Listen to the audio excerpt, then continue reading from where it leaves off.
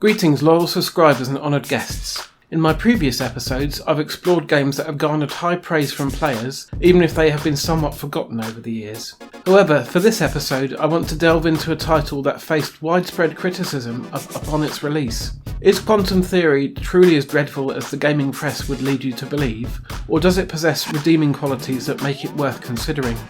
These are the questions that I aim to address this time around, but before we dive in, let's start with a brief history of the developer. In 2009, two powerhouse gaming companies, Koei and Tecmo, joined forces to create the formidable entity known as Koei Tecmo. Koei, renowned for their historically accurate and deeply complex strategy titles like Romance of the Three Kingdom and Nobunaga's Ambition, combined their strengths with Tecmo, famous for their thrilling arcade action games such as Ninja Gaiden and Rygar. In 2007, Tecmo had established a sister studio to their flagship studio Team Ninja called Team Tachyon, producing titles like Fatal Frame Mask of the Lunar Eclipse for the Wii, a 3D Rygar update for the same console, as well as the PSP title Undead Knights. Then in 2010 they produced Quantum Theory, which proved to be their final title. Unfortunately, due to a poor critical reception and financial performance, the studio merged with Team Ninja and ceased to exist as an independent force.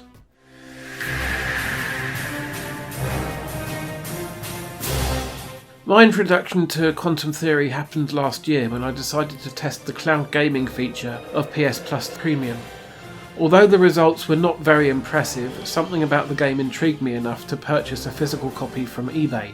I wanted to experience it without any of the drawbacks I encountered through the cloud, such as screen jam or input delays.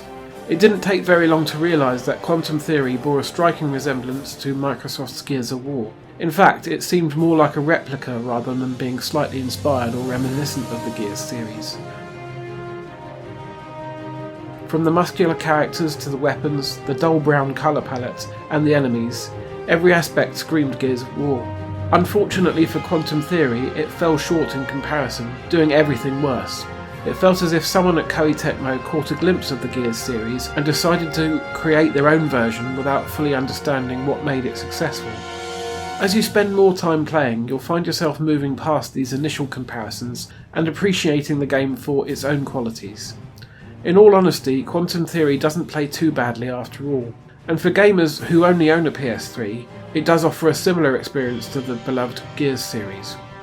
The story kicks off in the midst of chaos as our protagonist, Sid, attempts to escape a collapsing living tower alongside a lady called Nyx. Nyx's life force is intertwined with the tower, leading to her eventual demise. Now alone in the wasteland, Sid crosses paths with a squad of soldiers on a mission to destroy another similar living tower.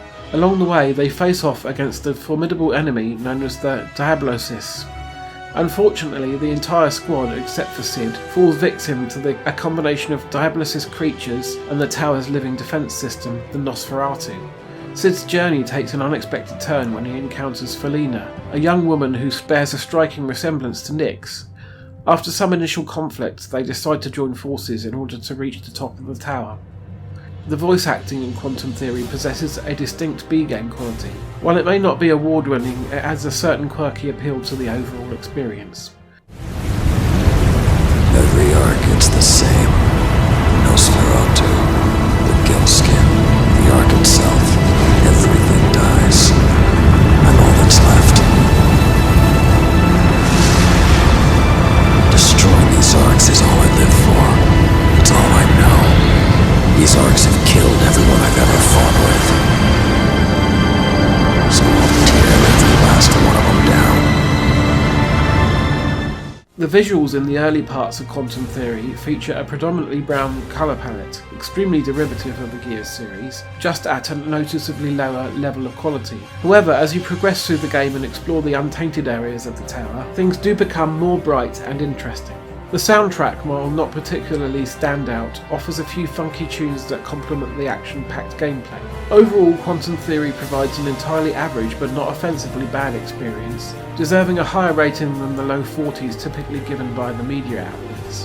I have a strong affinity for third-person cover shooters, which is why I have previously reviewed titles such as Binary Domain, Fuse and The Order 1886 on the channel.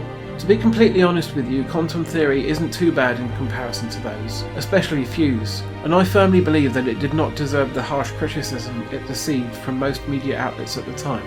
Admittedly, there are certain sections that can be rather frustrating, as the rooms constantly expand and shift around you, making it a challenge to determine the correct path and safe areas to traverse. This can result in unexpected deaths and the need to replay significant portions of a stage. Additionally, the final boss fight requires considerable patience, as you are relentlessly bombarded by annoying drones that continuously respawn when shot down. It took me numerous attempts to emerge victorious, but I eventually succeeded. Despite these challenges, the campaign can be completed in approximately 7 hours, offering a relatively short but engaging experience. If the game were any longer, it may have become tiresome. There are optional targets to discover and eliminate for completionists aiming for the Platinum Trophy, but I personally did not invest the effort to pursue them. A pre-owned copy of the game is available for just £4 from CEX, which is only slightly more than the current price of a Tesco meal deal. This makes it an ideal choice for an evening or two of reasonably fun third-person shooting. Overall, while I do not regret my decision to play and complete Quantum Theory, I'm not overwhelmingly enthusiastic about recommending it to everyone. Rather than assigning it the average Metacritic score in the low 40s, I would rate it somewhere around 60. It offers a solidly average experience overall without being offensively bad. That brings me to the end of another episode. For the next one, I will be taking a look at a rather odd little cross-media art project that is really starting to shoot up in price, called Short Piece. Thanks for watching. If you enjoyed the video, then please consider leaving a like, dropping a comment, subscribing to the channel, or sharing on social media. See you on the next one, and in the meantime, take care.